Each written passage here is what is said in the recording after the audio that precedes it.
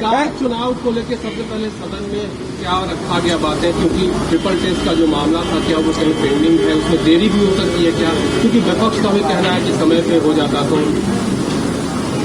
नहीं, विपक्ष नहीं, सरकार का भी यह मानना है कि निकाय क्षेत्र में निवास करने वाली जनता के प्रतिनिधित्व को रोकने की सरकार की भी कतई मंशा नहीं है। और इसके दूसरे आर्थिक पहलू भी है।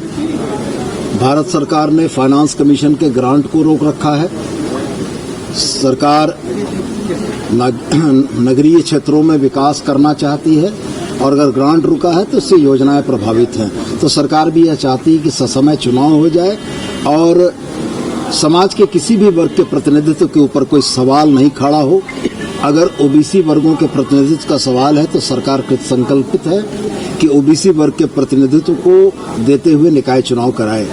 वो मंत्री जी कौन से जिले हैं जो कि जहाँ पे ट्रिपल टेस्ट नहीं हो सका है, और वहाँ के उपायुक्तों को क्या निर्देश आप लोगों ने दिया? 24 में से 21 जिलों का ट्रिपल टेस्ट का रिपोर्ट आ चुका है। 3 जिले बाकी हैं, उनको स्मारित किया जा चुका है और हम उम्मीद करते हैं कि बहुत जल्दी ही उन 3 जिलों से भी ट्रिपल टेस्ट की रिपोर्ट आ जाएगी। मंत्री जी, नवरात्रि आ रही है, रामनवमी भी है, ऐसे में हजारीबाग के विधायक हैं, वो कह रहे हैं कि सरकार से मांग करेंगे कि हजारीबाग में, क्योंकि वो कम्युनली सेंसिटिव इलाका है, वहाँ पर नॉनवेज का कंजप्शन और बिक्री न हो, इसके लिए सरकार से रिक्वेस्ट करेंगे और सरकार इस पर नहीं कुछ करती है तो खुद जाकर लोगों से रिक्वेस्ट करेंगे। दोनों ही चीजें आप ही के प्रश्न में समाहित हैं। नवरात्रि ही रामनवमी का त्योहार है और आपने ही कहा कि कम्युनली बहुत सेंसिटिव है, तो कम्युनली सेंसिटिव आप भी जानते हैं, मैं भी जानता हूं, पूरा राज्य जानता है। कम्युनली सेंसिटिव जगहों पर प्रशासन के काम को अगर कोई व्यक्ति या जनप्रतिनिधि अपने हाथ में लेने की कोशिश करता है तो इसका अच्छा संदेश नहीं जाता है। जो व्यवस्था पूरे राज्य में लागू है, जो व्यवस्था राज्य के हर जिलों में लागू है, वही व्यवस्था हजारीबाग में भी लागू रहेगी। रामनवमी के जिन पवित्र दिनों में मांसाहार की बिक्री वर्जित पूरे राज्य में होती है, हजारीबाग उससे अछूता नहीं रहेगा। लेकिन मैं आपसे साथ में यह भी कहना चाहता हूं कि अगर इन मुद्दों के आधार पर जनता को बांटने की और लोगों को भड़काने की कोशिश होगी तो प्रशासन इन मुद्दों पर विशेष निगाह भी रखेगा। इससे पूर्व में जो विधेयक को आप लोगों ने सर्वसम्मति से राजभवन के माध्यम से केंद्र सरकार को भेजा गया, टेबल पर रखा 3 विधेयक पिछले कार्यकाल में हम लोगों ने पारित किए थे। उसमें सरना धर्म कोड था, जातियों के आरक्षण के मामले थे, एसटी को 26%, एससी को 10 से 12%, ओबीसी को 14 से 27% करने का मसला था। 1932 आधारित स्थानीय नीति का मसला था। ये तमाम चीजें भारतीय जनता पार्टी के अड़ियल रवैये के चलते इस राज्य को नहीं मिल पाई।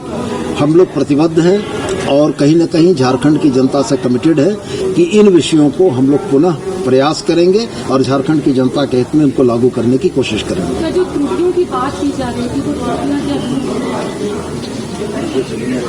अगर त्रुटियां या आपत्ति थी तो राजभवन उस बिल को आपत्ति लगाकर वापस करता। ऐसा कुछ अगर हुआ है तो मेरी जानकारी में नहीं है। अगर आपकी जानकारी में तो इस चीज को दिखवा लो।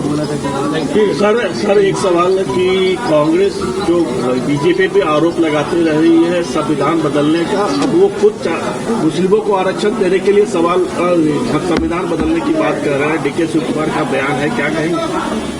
देखिए, डीके शिवकुमार साहब के बयान को तो हमने नहीं देखा है, लेकिन जहां तक कर्नाटका का सवाल है, मीडिया के आज के दौर में जहां पर अनावश्यक बातों के लिए ज्यादा हल्ला होता है, वही हल्ला इस बात का हो रहा है। कर्नाटका में कांग्रेस की सरकार से पहले भारतीय जनता पार्टी की सरकार थी और मैं चुनौती देके आपके माध्यम से यह कहता हूं कि जो आरक्षण की व्यवस्था वहां अभी लागू है, क्या वो भारतीय जनता पार्टी के समय में लागू नहीं थी? यदि वो भारतीय जनता पार्टी के समय में आरक्षण की व्यवस्था लागू थी तो इसका साफ मतलब ये है कि उस समय भारतीय जनता पार्टी आरक्षण के उस फॉर्मूले से सहमत थी, सरकार में रहते हुए भी उसने उसको नहीं बदला।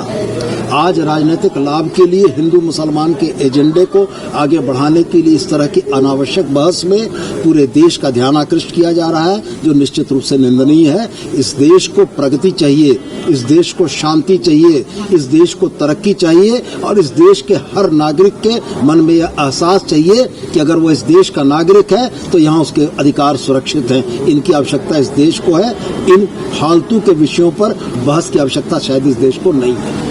अगर आप देश के किसी भी कोने में रहते हैं, अगर आप पटना आना चाहते हैं और घर जैसे रहने और खाने का आनंद लेना चाहते हैं तो एक बार जरूर आए होटल डायमंड इन। संपर्क करें 9572759746, 9031859981, 0612400153। एड्रेस अपोजिट विद्या संस्कार स्कूल, रंजन पथ, गोला रोड, बेली रोड, पटना 801503। विश्व स्तरीय मेडिकल सुविधाओं से युक्त रांची का देवनिका हॉस्पिटल, जहां है neonatal ICU, burn intensive care unit, modular operation theatre, 24/7 emergency trauma service, multi disciplinary ICUs, emergency care, MRI, CT scan, advance cath lab, fully automated path lab, echo, ultrasound, ultra modular patient beds और pharmacy. Devnika hospital and research centre, किफायती दर पर विश्व स्तरीय इलाज, ancillary चौक, Tupudana industrial area, Ranchi. Bihar Jharkhand की तमाम ताजा तरीन खबरों के लिए न्यूज बाय स्कोप को फॉलो करें social media platform YouTube, Facebook, x और व्हाट्सएप पर।